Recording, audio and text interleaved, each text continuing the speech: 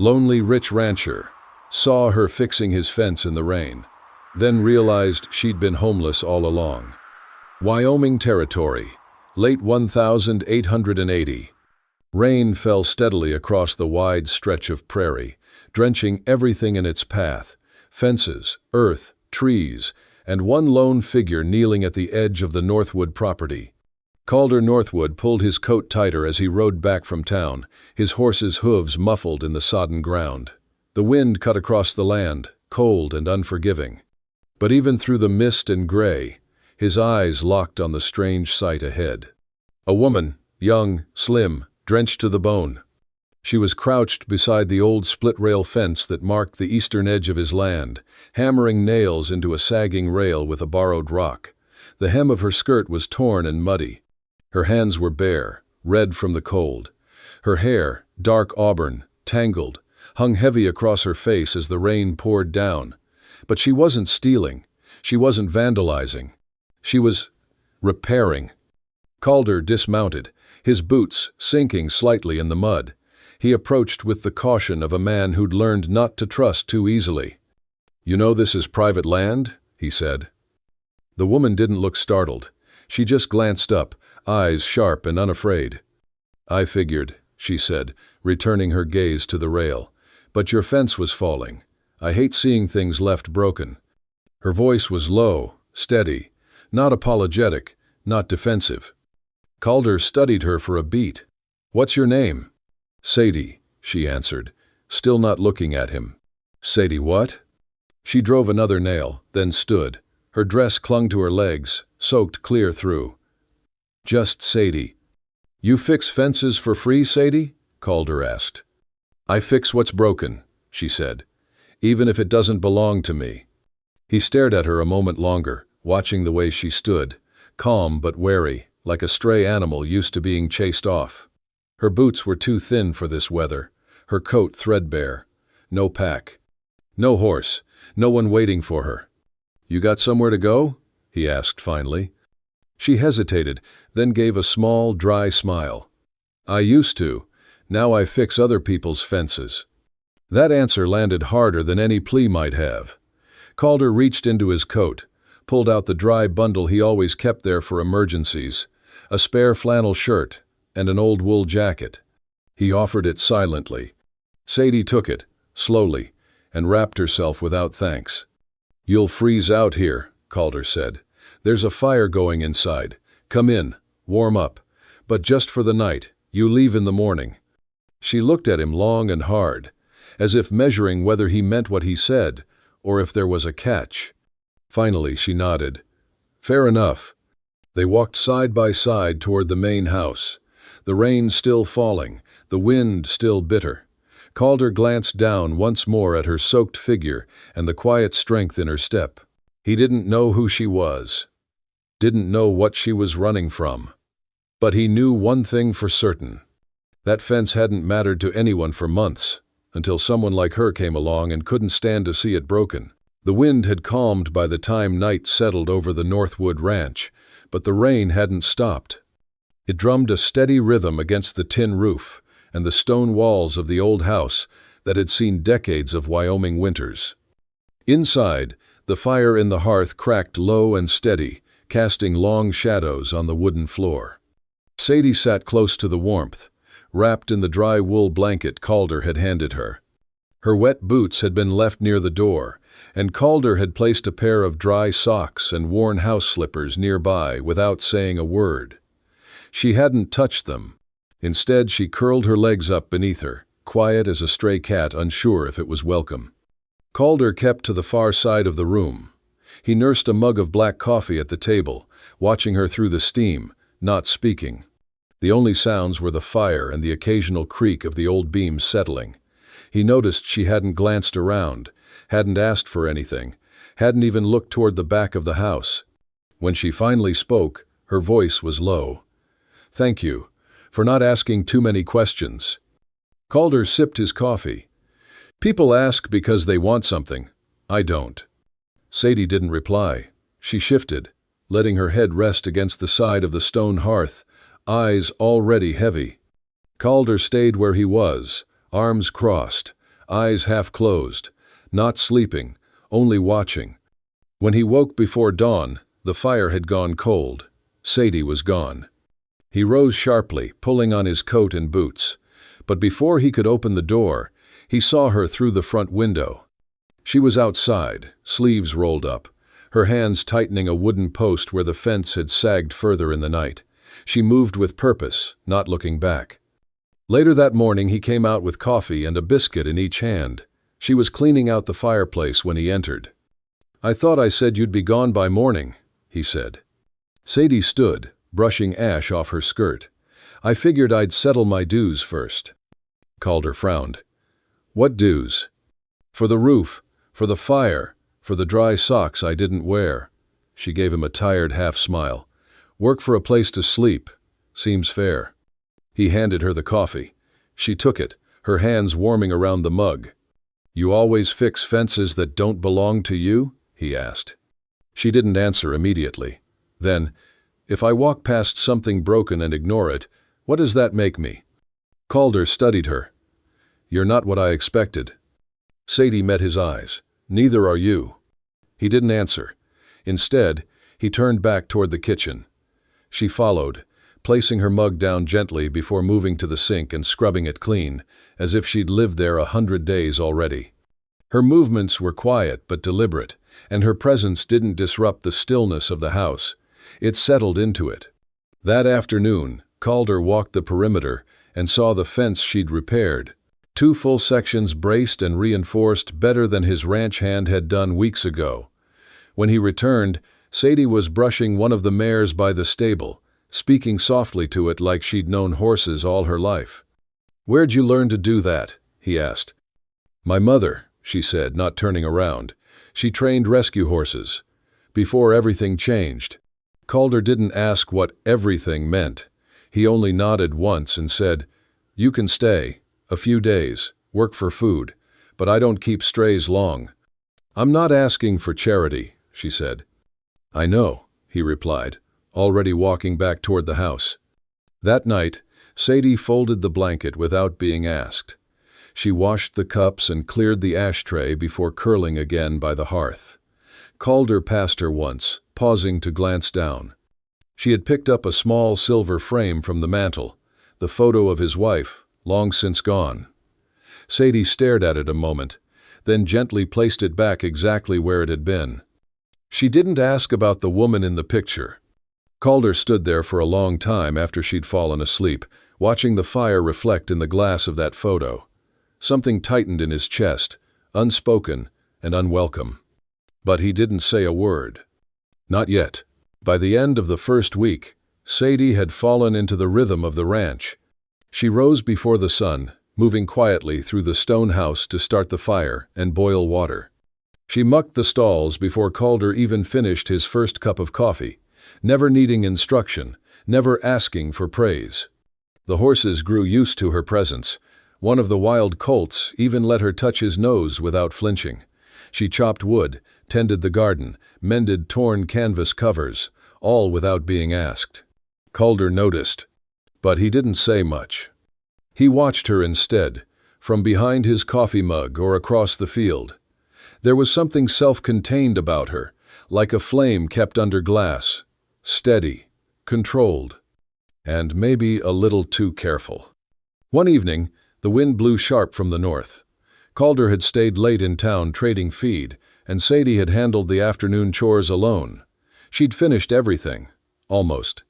In her eagerness, she'd opened the gate to the colt's paddock too early. The horses, still restless with evening energy, had scattered, one of them nearly slipping in the mud. Calder arrived just as she was corralling the last of them back inside. The gate hung crooked on its hinges, and the young horses stomped nervously. "What the hell do you think you're doing?" Calder snapped as he dismounted. Sadie turned, mud up her boots, hair loose from its tie. They were pawing at the gate. "I figured—" "You figured wrong," he cut in, voice rising. "They're not dogs. They don't get to roam just because they look bored. One of them could have broken a leg." Sadie's back stiffened. She dropped the halter rope and stepped forward. "I made a mistake," she said, eyes narrowing. But you don't get to talk to me like that. You're on my land, Calder shot back. You work under my roof. If that colt had gone lame, I'd be the one paying for it. Her voice was low now, tight with anger. I work every damn hour, the sun is up. I don't take a thing from you I haven't earned. Calder's expression didn't soften. Then maybe stop acting like a stray begging for scraps. The silence that followed was louder than a thunderclap. Sadie stared at him, stunned. Then her jaw clenched. She turned on her heel without another word, stomping toward the house. Less than 15 minutes later, Calder saw her slip out the front gate with a sack slung over her shoulder. She didn't look back. The wind howled through the trees, and night fell fast. By the time Calder realized she was truly gone, the stars had vanished behind thick clouds, and the moon was just a haze in the sky. The temperature dropped. He saddled his horse without thinking, heart tight with something he didn't want to name. He found her half an hour later, a mile into the woods, huddled near the roots of a fallen tree. Her boot had snagged between two thick roots, and she was soaked to the skin. Her hands were trembling as she tried to free herself. When she saw him, she didn't speak. Neither did he. Calder dismounted and knelt beside her. He gently pried the leather loose from the roots, then stood and shrugged off his coat. Without a word, he draped it over her shoulders. Her fingers clutched the fabric, grateful and shaking. Still silent, he struck a match and lit a small fire, feeding it with dry twigs from beneath the tree's canopy. He crouched beside it, his back toward the wind, sheltering the flame. Sadie didn't ask why he came. Calder didn't offer an apology. Instead, he sat beside her, close enough for their shoulders to touch, and kept the fire going until her shivers eased. They sat that way a long time, no words, just breath and rain and the low crackle of heat between them. Eventually, her head dropped against his shoulder, and he didn't move. Not even when the wolves howled in the far distance, swallowed quickly by the storm. Sadie stayed. She said nothing about that night in the woods, nor did Calder. But each morning, she was up before the sun, already feeding the horses when he stepped out with his coffee. She moved quieter now, steadier, as though some part of her had settled. She didn't try to talk to him much, and he didn't ask questions. But Calder watched, always watched. She gravitated toward the younger horses, the ones not fully broken, the ones the ranch hands usually avoided. There was something about the way she stood near them, still, breathing deep and slow, that made the animals pause, as if they recognized a kind of silence in her. Then, one morning, she brought out a small wooden whistle. Calder stood by the barn, arms crossed, watching as she pressed the flute to her lips and let out a soft, lilting note. The yearlings perked up. One of them, a jittery roan filly, stepped forward, ears twitching. Sadie whistled again, 2 short tones, then one long, and held out her hand. The filly came close, nuzzled her palm. He took a step closer. "Where'd you learn that?" She turned, not startled, but aware. "My mother. She trained cavalry horses before the tracks." Sadie gave a faint nod. She believed music taught trust. Calder glanced at the colt, now dozing under her hand. It seems it still does. Over the next few days, he noticed her spending more time in the paddocks. She taught them to stand while blindfolded, to follow sound instead of sight, and they did. They obeyed her like she spoke their language. But it wasn't until the sorrel stallion bucked his stall one morning that Calder truly saw her. The animal had been trouble since birth, temperamental, easily spooked, and dangerous when cornered. Calder's ex-wife had once tried to tame him but gave up after he nearly shattered her wrist. Since then, the stallion had been left alone, kept fed, but mostly untouched. That morning, as he reared and screamed, most of the ranch hands stayed clear. Calder grabbed a bridle and started toward the pen. But Sadie was already there. She didn't rush in, didn't shout. She stood by the fence, eyes locked with the stallion's wild ones, and began to whistle. Low, slow notes, repeating like a lullaby. The horse snorted, stomped, then took a step forward, then another. Calder froze, bridle slack in his hands. Sadie climbed the fence, sat on the top rail. The stallion's nostrils flared, but he didn't bolt. She kept whistling. Her voice added to the song, soft hums between breaths. Minutes passed. Then, impossibly, the stallion lowered his head. She reached out, touched his muzzle, and he let her. Later that evening, as dusk settled in orange across the field, Calder found her tending to a smaller gelding with a cut near its flank. She crouched in the barn, gently pressing a damp cloth against the wound. He stepped inside. "Need another pair of hands?" She didn't answer, just handed him a clean rag. He knelt beside her. Their knees touched in the hay. She glanced at him but didn't pull away. "Thank you," she said finally. "For what?" "For letting me stay." He shrugged. "You've earned your place." She handed him the cloth again. Their fingers brushed. For a long beat, they both stilled. The silence wasn't awkward. It was warm, waiting. Then, slowly, she looked at him, really looked. Her eyes were softer than before, not guarded, but searching. "You loved her, didn't you?" she asked. Calder didn't need to ask who. "Yes." Sadie nodded, and in that moment, something passed between them. Not confession, not apology, just knowing. The gelding shifted, and she steadied him with a touch to the flank. "People leave," she said. "Animals don't." He watched her hand, her stillness. "Some people stay," he said. Sadie didn't answer, but her hand stayed close to his as they worked. The sun dipped behind the hills, and in the barn, two people knelt beside a wounded creature, quiet, steady, healing something more than flesh. The sun was high and sharp when the stranger rode in. He was lean, mean-eyed, with a long coat dusted from travel and a silver badge glinting beneath his lapel, not a marshal's star, but something older, private. Calder spotted him from the porch and didn't like the way the man looked around, too long, too knowing. "You Northwood?" the man asked, sliding off his horse. "I am. I'm looking for someone. Might be working here. Girl, mid-20s, brown hair, tough attitude," he smirked. "Answers to Sadie Blake." Calder's gaze didn't flinch. "You law?" "I'm bounty registered," the man said, flashing the badge. "Truancy from a state-sanctioned correctional institute. She's run. That makes her property of the state, or worth $50 to me." Calder's jaw tightened. "No one like that here." The man tipped his hat, but his eyes were already scanning past Calder, toward the barn, the pasture beyond, toward Sadie. That night, the ranch was quiet. The horses fed. Sadie was out near the barn, collecting old tack to mend. The wind was rising, and a storm brewed far off the hills. The man appeared from the dark like a shadow, stretching long and hungry. "Well, well," he said, stepping into the light of the lantern Sadie had hung by the barn door. "There you are." "There."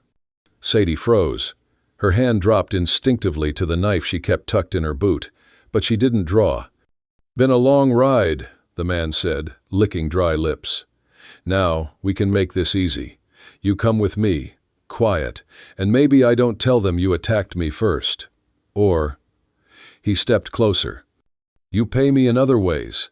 Fair trade for silence." Sadie's voice was flat. "Get off this land. You're not in a position to make demands, sweetheart." She swung the lantern. Glass shattered, flame burst. The man cursed and stumbled back. Then a voice rang out, colder than the wind. "Step back." Calder stood at the edge of the dark, rifle aimed, stance still as death.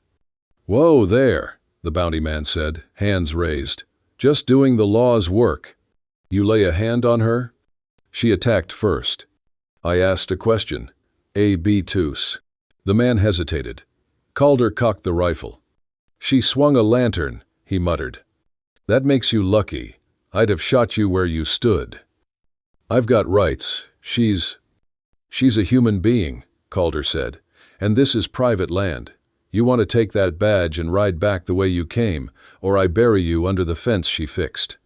The man looked between them. Calder's steady rifle, Sadie's shaking fury and spat to the side. "You'll regret harboring her. She's a liar, a fugitive." Calder didn't blink. "Go." The man mounted and left, but not before muttering a threat Calder didn't care to remember. Sadie didn't move. Her shoulders trembled, not from fear, from rage. Inside the barn, Calder handed her a blanket, but she shook it off. "I'm not cold," she said. "You're shaking." "I said I'm not cold." Calder waited. Then, in a voice cracked and hoarse, she spoke. "My mother died in that place," she whispered. "They said it was suicide. It wasn't. They worked her to death. They called it reform. Said we were women gone wrong. My only crime was being born poor and not bowing when they said kneel." Calder knelt beside her. "I didn't run because I was scared," she said. "I ran because I still wanted to believe I was a person." He looked at her, not pitying, not rescuing, just seeing. "You are," he said. Sadie broke. Not loudly, just a single sob into her hand, like the release of breath held too long. Calder stayed there, beside her, the storm rolling in outside, and for the first time since she stepped foot on his land, she let him sit in her silence. The whispering began as dust on boots and glances over shoulders. By the third day, it had grown teeth. At McCready's general store, a woman in a lavender bonnet leaned over the pickle barrel and said, "I heard she's living under Calder Northwood's roof, a girl from the reformatory." "A reformatory girl? In his house?" murmured the blacksmith's wife. "Lord have mercy." The preacher's assistant folded his arms. "No woman from a correctional institute walks onto a good man's land without trouble following." The gossip swirled like smoke across the town of Elkhorn Bend. Sadie Blake. The name was spoken with raised brows and pinched lips. Calder heard it in pieces. From a cattle trader, from a feed supplier, from the butcher who used to joke with him every week. "You're a good man, Calder," the butcher said, tapping a heavy cleaver against the counter. "Don't ruin it for a woman who doesn't belong." At first, Calder said nothing. He listened. He measured. But when a man he'd known 20 years dropped his voice and said, "It's not too late to send her away quiet, before the town turns on you," something shifted. On Saturday, the market square brimmed with voices and sun.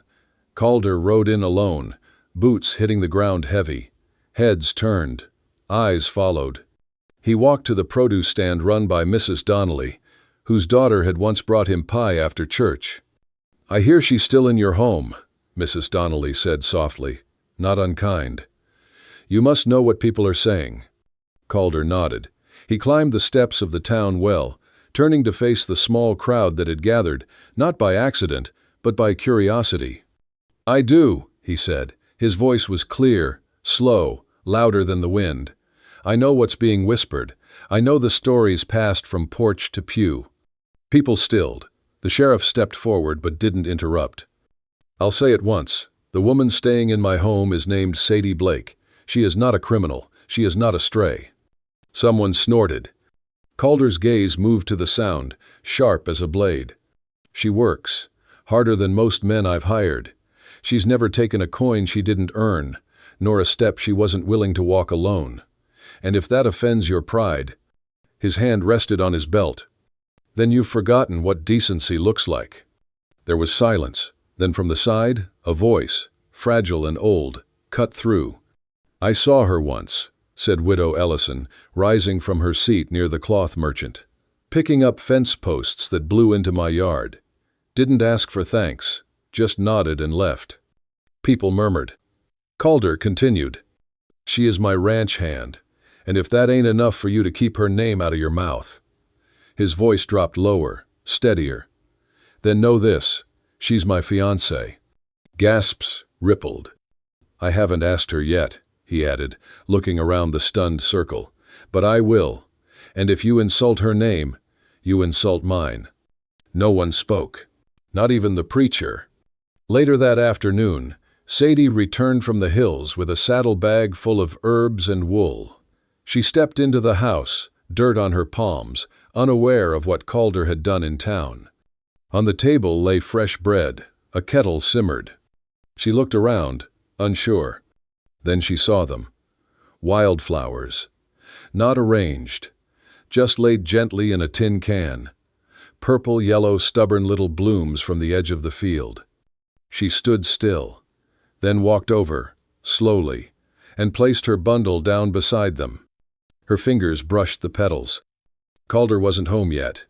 But when he returned, there was a pie crust resting on the windowsill, and beside it, a note, written in a careful hand. "Thank you for seeing me." And underneath, just one word. Sadie. The wind had changed. It came in sharper that morning, thin, slicing through the barnwood like a blade. Sadie stood by the doorway of the small guest room, her canvas bag already tied shut. It didn't take long to pack. There was never much, just an extra shirt, her mother's old handkerchief folded with careful reverence, and the hat Calder had given her that first week she arrived. The brim was bent now, the fabric faded and stained by days spent under the sun and nights by the fire.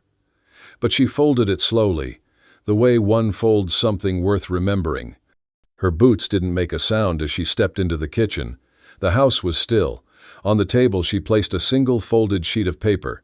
She had written it 3 times, once in anger, once in sorrow, and finally, in silence.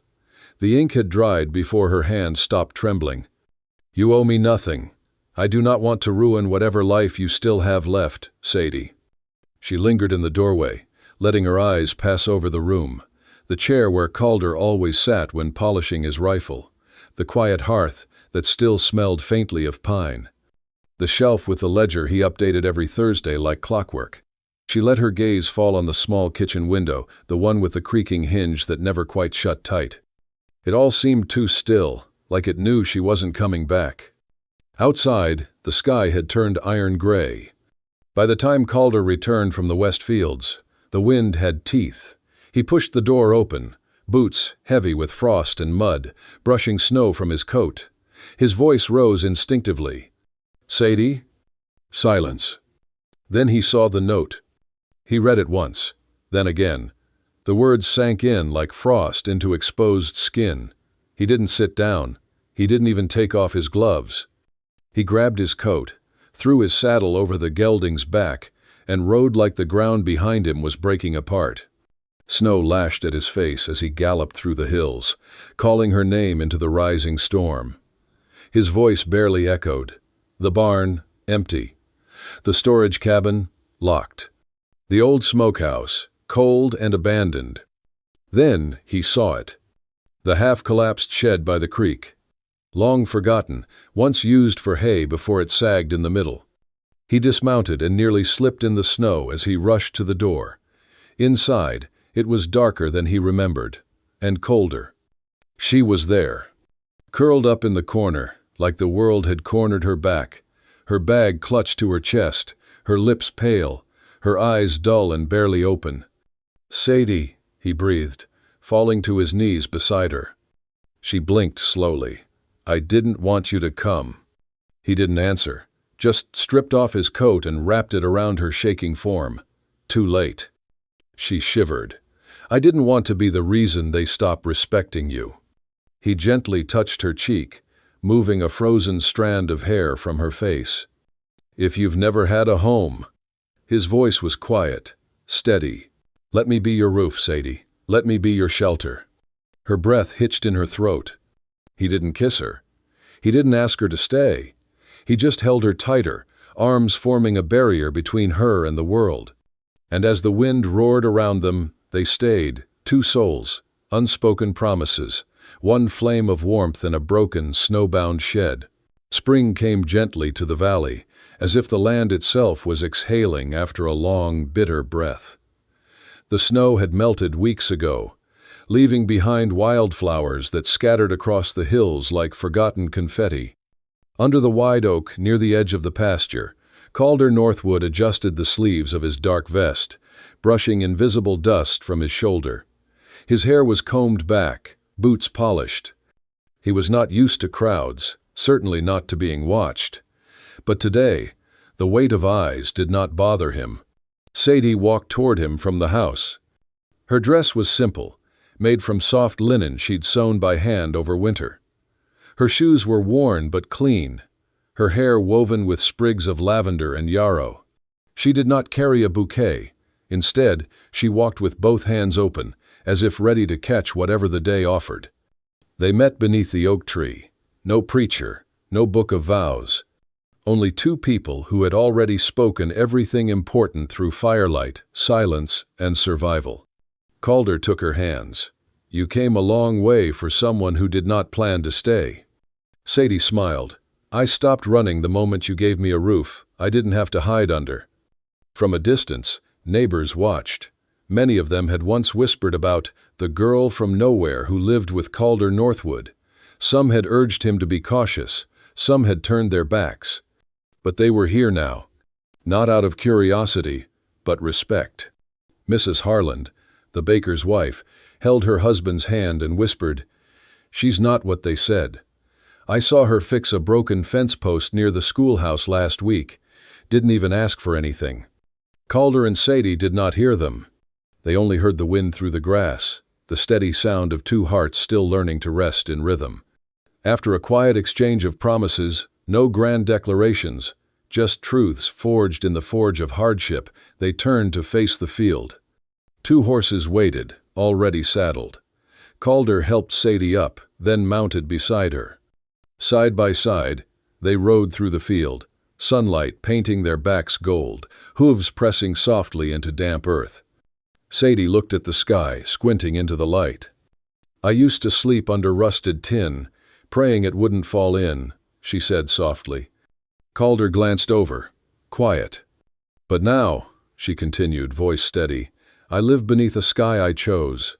And beneath that vast, open blue, where once there had been nothing but running, two souls rode forward, unchained, together. If your heart was stirred by this tale of love born in the cold wind, mended fences, and the wide-open skies of the West, then go ahead and hit that hype button to share the emotion with others who believe in second chances.